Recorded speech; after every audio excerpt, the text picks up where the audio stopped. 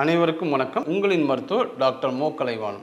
இந்த பகுதியில் 2026 ரிஷப லக்னக்காரர்களுக்கு மருத்துவ ரீதியாக எப்படி இருக்குங்கிற விஷயத்தை பற்றி நம்ம அனலைஸ் பண்ணலாம். பொதுவாக 4 கிரக அமைப்புகள் எப்படி இருக்குன்னு பார்க்கறது ரொம்ப ரொம்ப முக்கியம். ஒன்று சனி பகவான், குரு பகவான், ராகு பகவான், கேது பகவான். இந்த 4 விஷயங்களும் 2026 ரிஷப லக்னக்காரர்களுக்கு எங்கே அமையுதுன்னு பார்த்தோம்னா, அது 2ஆம் இடத்துல குரு இருக்கார், 4ஆம் இடத்துல கேது பகவான் இருக்கார், 10ஆம் இடத்துல ராகு பகவான் இருக்கார், 11ஆம் இடத்துல சனி பகவான் இருக்கார். இது ரிஷப லக்னக்காரர்களுக்கு ஒரு பொற்காலம் தான் மருத்துவ ரீதியாக நம்ம சொல்லும்போது. ஏன்னா 11ஆம் இடத்துல சனி வரதால் என்ன ஆகுதுன்னா, மார்ச் 26 தான் இந்த சனி பயிற்சி ஏற்பட்டு சனி 11ஆம் இடத்துல வரார்.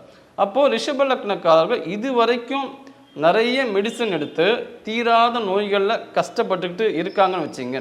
ஆனால் சனி பகவான் மார்ச் 2026 11ஆம் இடத்துக்கு வந்த பிறகு நல்ல ஒரு பலன் கிடைக்கும்.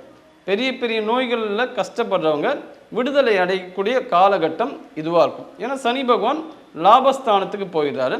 அதனால் நல்ல பலன்களை கொடுக்குறாரு மருத்துவ ரீதியாக. சனி பார்த்திங்கன்னா வாத பிரச்சனைகளை கொடுக்கக்கூடியது. ரொமட்டைடு ஆர்த்ரைட்டிஸு, ஆஸ்ட்ரியோ ஆர்த்ரைட்டிஸ் போன்ற பிரச்சனைகள் வாதம் சம்மந்தப்பட்டது. கண்டிப்பாக மார்ச் 26க்கு அப்புறம் இந்த ரிஷப லக்னக்காரர்கள் நல்ல ஒரு மாற்றத்தை ஏற்படும். அதே போல் குரு பார்த்திங்கன்னா 2ஆம் இடத்துல இருக்குது. ஸோ 2ஆம் இடத்துல குரு பகவான் இருக்கிறதால நம்ம பேச்சு ரொம்ப சுத்தமாக இருக்கும், உண்மையான பேச்சுகளாக இருக்கும், பொய் பேசுறது ரொம்ப குறையும். ரிஷப லக்னக்காரர்கள் பொய் பேசக்கூடிய சூழ்நிலை வந்தால் கண்டிப்பாக அதை தவிர்க்கிறது ரொம்ப ரொம்ப நல்லது. ஏன்னா 2ஆம் இடத்துல குரு இருக்கார். அவர் ஜூன் வரைக்கும் அங்கே அந்த 2ஆம் பாவகத்தில் இருக்கார். அதுக்கப்புறம் தான் 3ஆம் இடத்துக்கு அவர் ட்ராவல் பண்ணுறார். ஸோ 4ஆம் இடத்துல பார்த்திங்கன்னா கேது பகவான் இருக்கார். 4ஆம் இடங்கிறது தாய்ஸ்தானம். ஸோ தாய்க்கும் ரிஷப லக்னக்காரர்களுக்கு ரொம்ப நெருங்கிய தொடர்பு இருக்கும். இப்போ தாயாஸ்தானம் கேது பகவான் பார்த்துக்கொள்கிறார். 10ஆம் இடத்துல ராகு பகவானுக்கு தொழில் ஸ்தானம். அப்போ தொழில் ரிலேட்டடாக அவங்களுக்கு மன அழுத்தங்கள் ஏற்படுறதுக்கு இருக்கக்கூடிய காலகட்டம் ரிஷப லக்னக்காரர்கள். இந்த ராகு கேது பயிற்சி டிசம்பர் 5ஆம் தேதிக்கு மேலே தான் நடக்குது. அப்போ கர்ப்பிணிகள் ட்ராவல் பண்ணும்போது கொஞ்சம் கவனமாக இருக்கணும். இந்த அக்டோபர் மாதங்களில் டிசம்பரில் இருக்கிற அந்த ஒரு பீரியடில் ரொம்ப கவனமாக இருக்கேன். இந்த ரிஷப லக்னத்தோட அதிபதி சுக்கிரன் தான். அப்போ சிறுநீரகம் சம்மந்தப்பட்ட விஷயங்களில் ரொம்ப கவனமாக இருக்கும். சிறுநீரகத்தை ஆரோக்கியமாக வச்சுக்கிறதுக்கு உண்டான உணவுகளை எடுத்துக்கணும். அது பார்த்திங்கன்னா முருங்கை விதை ரொம்ப நல்லா வேலை செய்யும்.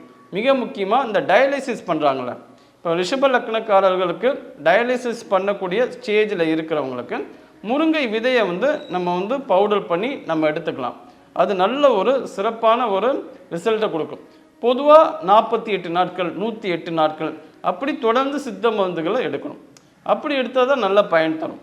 அதே போல் இந்த மாதிரியான இயற்கை உணவுகள் சாப்பிட்றவங்க கண்டிப்பாக டாக்டரையும் போய் நம்ம அப்ரோச் பண்ணணும். வெறும்னே இந்த மாதிரியான இயற்கையான குறிப்புகளை மட்டும் சாப்பிட்டுட்டு நோய்களுக்கு தர வேண்டிய மருந்துகள் நம்ம தவிர்க்கக்கூடாது. ஸோ எல்லாத்தையும் நம்ம கம்பைன் பண்ணி ஏற்றுக்கிறது தான் ரொம்ப ரொம்ப நல்லது. இப்போ சுக்கிரனோட அதிபதி கண்டிப்பாக சிறுநீரகத்தை பாதிக்கக்கூடிய அளவு ஜாதக அமைப்பு ரிஷபக்காரர்கள் கிட்னியை ஸ்ட்ரென்தன் பண்ணுறதுக்கு உண்டான விஷயங்கள் எடுத்துக்கணும்.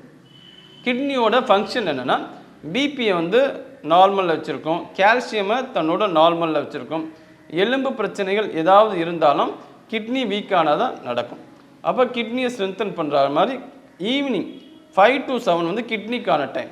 அந்த நேரத்தில் ரிஷப லக்னக்காரர்கள் நிறைய தண்ணி குடிக்கணும்.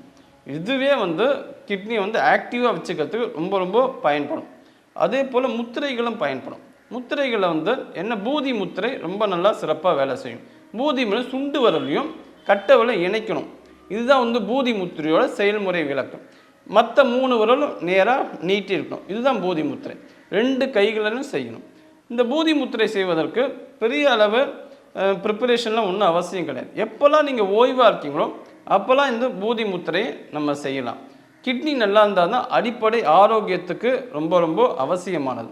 அதே போல் தாம்பத்திய சுகத்துக்கும் பார்த்திங்கன்னா கிட்னி தான் ரொம்ப ரொம்ப அத்தியாவசியமான ஒரு விஷயத்தை கொடுக்குது. அப்போ கிட்னியை நம்ம ஸ்ட்ரென்தன் பண்ணுறதுக்கான விஷயங்களை ரிஷப லக்னக்காரர்கள் நல்லாவே அதை கரெக்டாக மேனேஜ் பண்ணணும். இன்னொரு விஷயம் என்னென்னா, மன ரீதியாக பார்த்தீங்கன்னா தன்னம்பிக்கை யாருக்கு வந்து அதிகமாக இல்லையோ அவங்களுக்கும் இந்த கிட்னி சார்ந்த பிரச்சனைகள் தொடர்பு உண்டு. அதிகப்படியான பயமும் பார்த்தீங்கன்னா கிட்னியை தான் பாதிப்போம். அப்போ ரிஷப லக்னக்காரர்கள் அவங்களுக்கு பயம் இருந்துச்சுன்னா அவங்களோட கிட்னி வந்து பலவீனமாக இருக்குங்கிறத நம்ம தெரிஞ்சுக்கலாம். பயத்தை போக்குவதற்கு கிட்னியை ஸ்ட்ரென்தன் பண்ணாவே போதும். ரிஷப லக்னக்காரர்கள் அதுலேயே வந்து மேற்கொண்டு நல்ல ஒரு ரிசல்ட்டை அவங்களால பார்க்க முடியும். சரியான உடற்பயிற்சிகள் செய்யணும். ஸோ நம்ம கிட்னியை ஸ்ட்ரென்தன் பண்ணக்கூடிய ஆசனங்கள் நிறைய இருக்குது. வஜ்ராசனம், தனுராசனம், சூரிய நமஸ்காரம், பச்சிமோத்தாசனம், இந்த மாதிரி கிட்னியை ஸ்ட்ரென்தன் பண்ணக்கூடிய ஆசனங்கள் ஏகப்பட்டது உண்டு. முத்திரைகளும் உண்டு. அதே போல் அக்குப்ரெஷர் பாயிண்ட்ஸும் உண்டு. ஸோ எல்லாத்தையும் நம்ம வந்து கம்பைன் பண்ணி பண்ணோம்னா மேற்கொண்டு வரக்கூடிய பிரச்சனைகள் வந்து ஈஸியாக நம்ம வெளியே வர முடியும். ரிஷப லக்னக்காரர்களுக்கு ஜூன் மாதம் வரைக்குமே குரு பகவான் வந்து 2ஆம் இடத்துல இருக்கார். 2ஆம் பாவத்துக்கு உண்டான ஆதிபத்தியம் முகம், கண்ணு, வாய். அப்போ இதில் ஏற்படக்கூடிய பிரச்சனைகள், அதாவது ஐ இன்ஃபெக்ஷனாக இருக்கலாம், வாய் துர்நாற்றம் இருக்கலாம், ஏதாவது முகத்தில் ஏதாவது சின்ன காயங்கள் ஏற்படலாம். இதுக்கெல்லாம் வந்து தகுந்த மருத்துவங்கள் பார்த்து சரி பண்ணுறதுக்கு ரொம்ப ரொம்ப நல்லது. எப்போ கண்ணில் ஏதாவது பிரச்சனைகள் வந்துச்சுன்னா கேரட் வந்து ரெகுலராக எடுக்கலாம். இப்போ கண்ணில் வந்து ஏகப்பட்ட பிரச்சனைகள் இருக்குது. நம்ம சித்த மருத்துவத்தில் 96 நோய்கள் வந்து கண்ணுக்கு இருப்பதாக சொல்கிறார்கள். டெய்லி ஒரு கேரட் சாப்பிட்டாவே கண் சார்ந்த பிரச்சனைகள் எல்லாமே போயிடும். அப்போ ரிஷப லக்னக்காரர்கள் டெய்லி வந்து ஒரு கேரட் சாப்பிட்றது ஒரு பழக்கமாகவே ஆக்கிக்கணும். மிக முக்கியமாக ஜூன் மாதம் வரைக்கும். ஏன்னா கண்கள் அந்த பகுதியில் குருவோட ஆதிக்கம் அதிகமாகவே இருக்கும். இன்னொரு விஷயம் வந்து என்னென்னா வாய் துர்நாற்றம். அதுக்கு நம்ம பார்த்திங்கன்னா செரிமான பிரச்சனைகள் இருந்தால் தான் வாய் துர்நாற்றம் ஏற்படும். அதனால் நீங்கள் வந்து ஓம வாட்டர் வச்சுக்கலாம். எப்போ தான் உங்களுக்கு சாப்பிட்டு செரிமானம் ஆகலை, ரொம்ப வயிறு முட்டை சாப்பிட்டு அது மாதிரி ஏதாவது வயிற்று ரீதியாக பிரச்சனைகளை நீங்கள் ஃபேஸ் பண்ணிங்களா, ஓம வாட்டர் வாங்கி 2 மூடி நீங்கள் குடிக்கலாம். அது உங்களை ரொம்ப சப்போர்ட் பண்ணும். பைனாப்பிள் சப்போர்ட் பண்ணும். அதே போல் புதினா ஜூஸு, கொத்தமல்லி ஜூஸு, இது எல்லாம் வந்து வாய் துர்நாற்றத்தை போக்கக்கூடியதாக இருக்கும். ஏன்னா கண்டிப்பாக குரு 2ஆம் இடத்துல இருக்கும்போது இந்த மாதிரியான உபாதைகளை சந்திக்கிறதுக்கு வாய்ப்பு உண்டு. அப்போ அதுக்கேற்ற மாதிரி உணவு முறைகள் எடுத்துக்கிட்டால் ரொம்ப ரொம்ப சிறப்பாக இருக்கும். அதே போல் தொண்டை சார்ந்த பிரச்சனைகள் ஏதாவது இருந்தாலும் நம்ம கவனமாக அதை மருந்து கொடுத்து சரி பண்ணிக்கணும். 2ஆம் இடத்துலேருந்து ஜூனுக்கு அப்புறம் 3ஆம் இடத்துக்கு குரு வந்து பயிற்சி ஆகிறார். அப்போ குரு வந்து 3ஆம் இடத்துக்கு போதும் காது, கழுத்து, தோள்பட்டை சார்ந்த பகுதிகளில் வந்து கண்டிப்பாக ஜாக்கிரதையாக இருக்கணும். சில பேருக்கு வந்து ஸ்ட்ரக்கிங் ஷோல்டர், ஃப்ரோசன் ஷோல்டர், அது மாதிரியான தோள்பட்டை வலி வந்து ஏற்படுறதுக்கு வாய்ப்பு உண்டு. அப்போ வந்து வாயு முத்திரை ரொம்ப ரொம்ப நல்லது.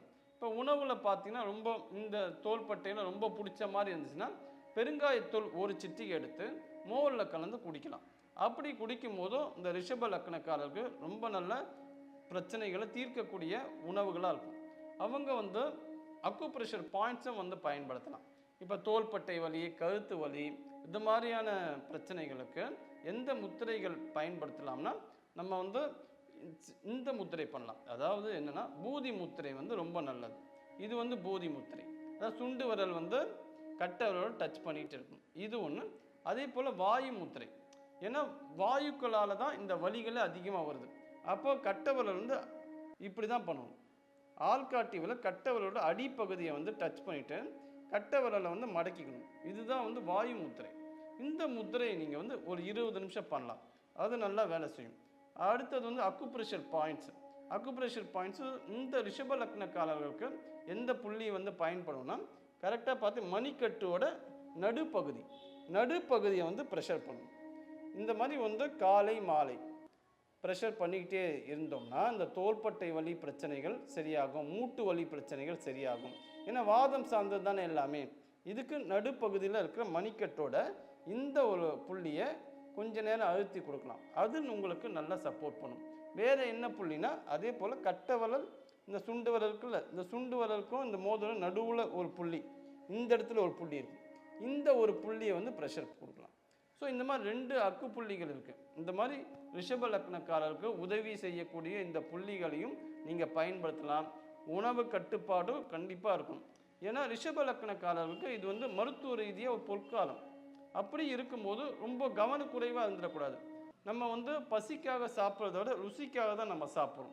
அப்போது நம்ம வந்து உணவு கட்டுப்பாடு கண்டிப்பாக இருந்துச்சுன்னா இந்த ஆரோக்கியத்தை மேம்படுத்தி சீராக இருந்து இந்த 2026 ரிஷப லக்னக்காரர்கள் மருத்துவ ரீதியாக எந்த பிரச்சனையும் இல்லாமல் அழகாக ஹேண்டில் பண்ண முடியும். நன்றி, வணக்கம்.